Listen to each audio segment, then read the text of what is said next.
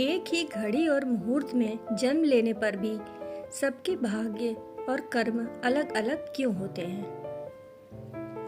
एक बार ये प्रश्न एक राजा के मन में आया और उसने कुछ विद्वान ज्योतिषियों और महात्माओं की सभा बुलाई और उनसे ये प्रश्न पूछा। उसने उन सब से पूछा, मेरी जन्म पत्रिका के आधार पर मेरा राजा बनने का योग था और मैं राजा बन भी गया, लेकिन उसी समय और उसी मुहूर्त में बहुत से लोगों ने जन्म लिया होगा परंतु वो राजा नहीं बन सके। इसका कारण क्या है? राजा के इस प्रश्न से सब सोच में पड़ गए। कुछ समय के लिए सन्नाटा छा गया। फिर अचानक एक वृद्ध महात्मा खड़े हुए और बोले, महाराज, आपको राज्य की सीमा से कुछ दूर घने जंगल में एक महात्मा मिलेंगे। उन्हीं से आपको इस प्रश्न का सही उत्तर प्राप्त हो सकता है।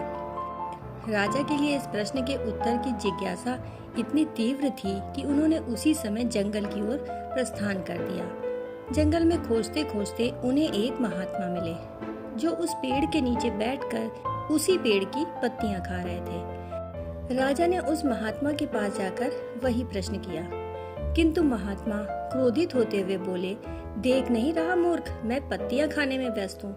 समय नहीं है मेरे पास तेरे प्रश्न के उत्तर के लिए। जा, इस पहाड़ी के बीच एक और महात्मा तुझे मिलेंगे, उन्हीं से पूछना इस प्रश्न का उत्तर।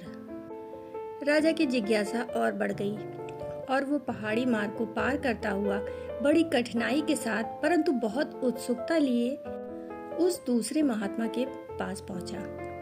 राजा ने देखा कि वो महात्मा भी बड़ी ही तन्मयता के साथ मिट्टी खा रहे थे। राजा ने उस महात्मा के पास जाकर वही प्रश्न किया, परंतु वो भी क्रोधित होकर बोले, मैं भूख से बेहाल हूँ। मैं पहले अपनी भूख शांत करूँ या तेरे प्रश्न का उत्तर दूँ।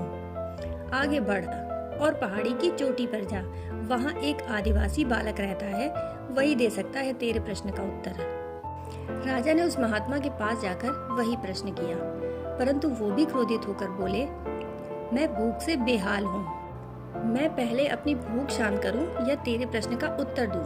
आगे बढ़ और पहाड़ी की चोटी पर जा, वहाँ एक आदिवासी बालक रहता है, वही दे सकता है तेरे प्रश्न का उत्तर। परंतु ध्यान रहे कि वो शीघ्र ही मृत्यु को प्राप्त होने वाला है। राजा की उत्सुकता अब बेचैनी में बदल गई। अब उसके लिए ये एक पहेली सा होता जा रहा था। वो कठिन मार्गों को पार करता हुआ पहाड़ी की चोटी पर स्थित आदिवासी गांव में पहुंच गया, जहां वो बालक रहता था। राजा ने करबद्ध होकर उस बालक के सामने अपना प्रश्न रखा तो पहले तो वो बालक हंसने लगा। फिर उसने राजा से कहा, मेरे पास भी समय नहीं है, मेरी मृत्यु होने वाली है, परंतु सुनो राजन अपने प्रश्न का उत्तर। मैं, तुम और वो दो महात्मा जो तुम्हें पहाड़ी मार्ग पर मिले थे, हम चारों कई जन्मों पहले भाई भाई थे। हम राजकुमार थे।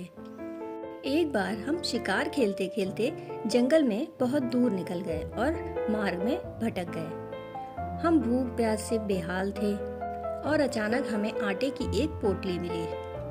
उस आटे से हमने 4 रोटियां बनाई और आपस में बांट ली। हम अपने अपने हिस्से की रोटी खाने ही बैठे थे कि एक भूख प्यास से तड़पता हुआ महात्मा हमारे पास आ गया।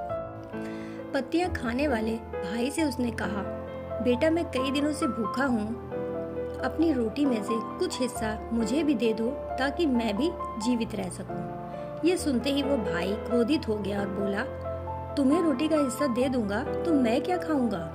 नीचे गिरी हुई पत्तियां, चल भाग यहाँ से। अब वो महात्मा उस भाई के पास पहुंचा जो इस जन्म में मिट्टी खा रहा था। उन्होंने उस भाई से भी याचना की कि अपनी रोटी का कुछ भाग उन्हें दे दे, और वो भी बहुत क्रोधित हो गया और चिल्लाकर बोला, बड़ी ही कठिनाई से मिली है ये रोटी, तुझे दे दूंगा तो मैं क्या खाऊंगा? जंगल की ये मिट्टी। उसने भी उस महात्मा को वहां से भगा दिया। भूख से बेहाल जब वो महात्मा मेरे पास आए तो मैंने भी अधीरता से ही उत्तर दिया कि मैं नहीं दे सकता अपनी रोटी का हिस्सा। अगर मैं तुम्हें दे दूंगा तो मैं क्या भूखा मरूंगा? जाओ आगे बढ़ो। और अंतिम आशा लिए वो महात्मा आपके पास भी आए और आपने बड़े ही आदर और प्यार के साथ अपनी रोटी का आधा हिस्सा उन्हें दे दिया। वो आधी रोटी को खाकर वो महात्मा बहुत खुश हुए और बोले, तुम्हारा भविष्य तुम्हारे व्यवहार और तुम्हारे कर्म के आधार पर ही फलेगा। और देखो राजन, वही हुआ। इस जन्म में हम चारों भाइयों का जन्म एक ही घड़ी और एक ही मुहूर्त में हुआ, लेकिन हम वैसा ही फल भोग रहे हैं जैसा हमने कई जन्मों पहले व्यवहार और कर्म किए थे। राजन, हम बबूल का पेड़ लगाकर आम की आशा नहीं कर सकते। इंसान किसी भी घड़ी किसी भी मुहूर्त में जन्म ले, परंतु उसके कर्म और व्यवहार ही उसके साथ साथ सदैव चलते हैं। कर्म कभी पीछा नहीं छोड़ते। कितनी प्यारी बात कही है किसी ने, कर्म की गठरी बांध के जग में फिरे इंसान, जैसा करे वैसा भरे विधि का यही विधान।